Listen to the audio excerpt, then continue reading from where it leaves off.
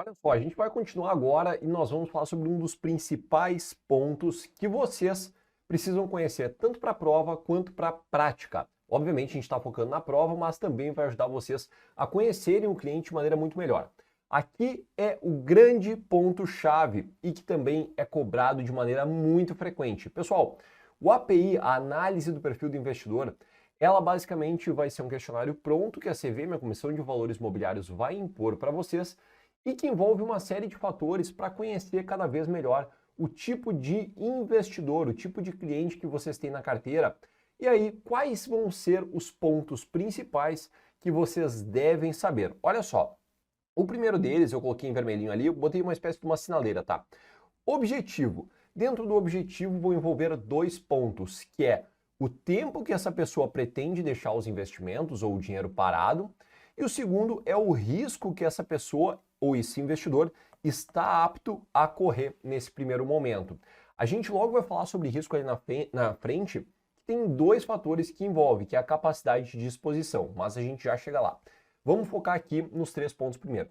Segundo lugar, a situação. Em que situação que esse cidadão se encontra em termos financeiros? Ele tem mais recursos, tem menos recursos, porque tudo isso também forma não só a mentalidade, mas também a capacidade e disposição da pessoa de tomar risco ou não dentro dos investimentos, tá certo?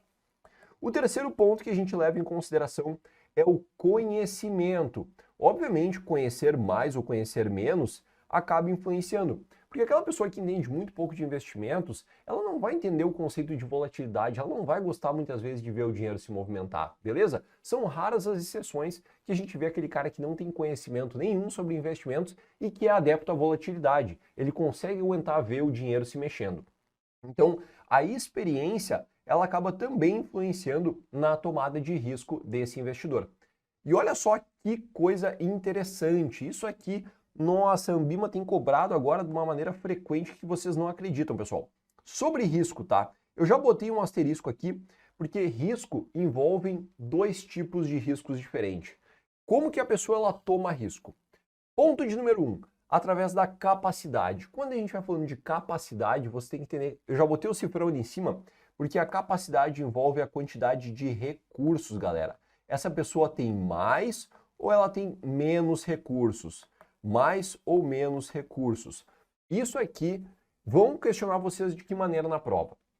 Vai ter uma situação causal, eles vão colocar, determinado investidor possui tanto de valor aplicado na sua conta. Esse investidor daí vai falar lá nas assertivas.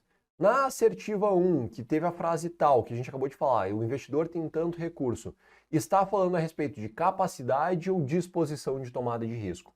E aí vocês vão ter que lembrar que o Samuel disse lá na aula que quando a gente está falando de valor, de quantidade, a gente está se referindo à capacidade, beleza? Capacidade financeira. Pessoal, ponto 2, disposição. Quando a gente fala de disposição, a gente não está muitas vezes falando de pontos psicológicos. Não, Samuel, disposição é minha disposição física. Beleza, mas muitas vezes a gente está sem disposição física, mas está com uma disposição psicológica de fazer alguma coisa. Então lembre-se, quando a gente fala de disposição, nós estamos falando a respeito de psicologia, galera. Qual que é a disposição psicológica do investidor de tomada de risco? Então, essa é a diferença entre esses dois. A diferença que vocês precisam saber entre capacidade de disposição é que capacidade envolve a quantidade de recursos que uma pessoa tem e a disposição é a parte psicológica. Quanto que esse cara aguenta de risco, que muitas vezes está até ligado com a questão de conhecimento. Beleza? Então aqui a gente já consegue ter uma visão global do que o API envolve e para que ele serve. Porque existe esse questionário? Para justamente começar o mapeamento lá do Know Your Customer, do princípio do conheça o seu cliente. O API é uma das principais ferramentas. Tanto que anualmente nós precisamos ter o API atualizado. Vamos colocar ali que anualmente, uma vez por ano, nós precisamos ter o API atualizado. Beleza, galera? Então, aqui nós matamos a parte inicial do API. E bom, olha só, quando a gente está falando a respeito de capacidade financeira de alguém, tem um fator que é extremamente relevante, que nós colocamos em prova, que nós precisamos entender, que é a fonte de endividamento. Esse cara endividado, ele não é? Como que a gente analisa isso? Olha, dentro da contabilidade a gente tem o balanço patrimonial que ele pode ser trazido para pessoas físicas também, tá? A gente também consegue fazer o balanço patrimonial de uma pessoa através dos ativos e dos passivos. Em primeiro lugar, o que é um balanço patrimonial? Para quem nunca estudou contabilidade na vida, vocês têm que entender que de um lado nós temos os ativos e do outro lado nós temos os passivos. Ativos são os bens e direitos de uma pessoa e o passivo são todas as obrigações e deveres de uma pessoa. Lembrando que o ativo é sempre igual ao total do passivo.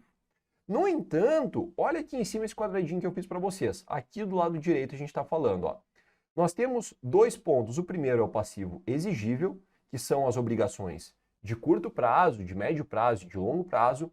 E num segundo ponto nós temos o patrimônio líquido.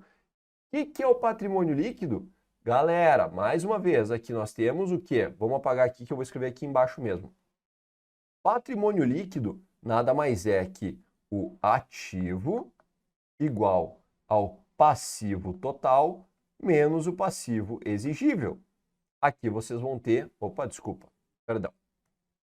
PL, né? Não ativo, PL. O PL, ele é igual ao passivo total menos o passivo exigível.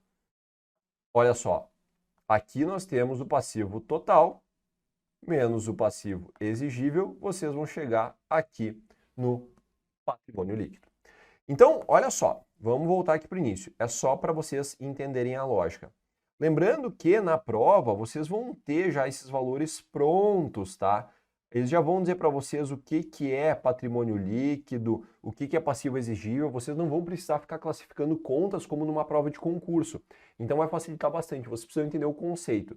Ou seja, vamos voltar para o início. Ativo total é igual ao passivo total. O que é o passivo total? É o passivo exigível mais o patrimônio líquido. Olha só, vou até colocar aqui embaixo para vocês ficarem com ele bem claro. Passivo exigível mais o PL é igual ao passivo total. Tudo bem? Então, o que a prova vai pedir para vocês, galera? A gente está fazendo essa volta toda para vocês entenderem que o balanço patrimonial da vida de uma pessoa vai dizer basicamente qual que é a capacidade, lembrem, qual que é a capacidade financeira dela de incorrer em riscos. Isso aqui é cobrado em prova principalmente como? Através do índice de endividamento. Vamos lá para a esquerda. O índice de endividamento é o que eu vejo cair com maior frequência dentro de prova. Dentro da CPA 10 e da CPA 20, principalmente do CPA 20, eles cobram o conceito, a lógica da fórmula. Já no CEA, vocês vão ver os cálculos. Eles vão botar valores para o passivo exigível, valores aqui para o ativo total e vão perguntar para vocês qual que é o índice de endividamento. Tudo bem? Vamos apagar aqui para não deixar bagunçado.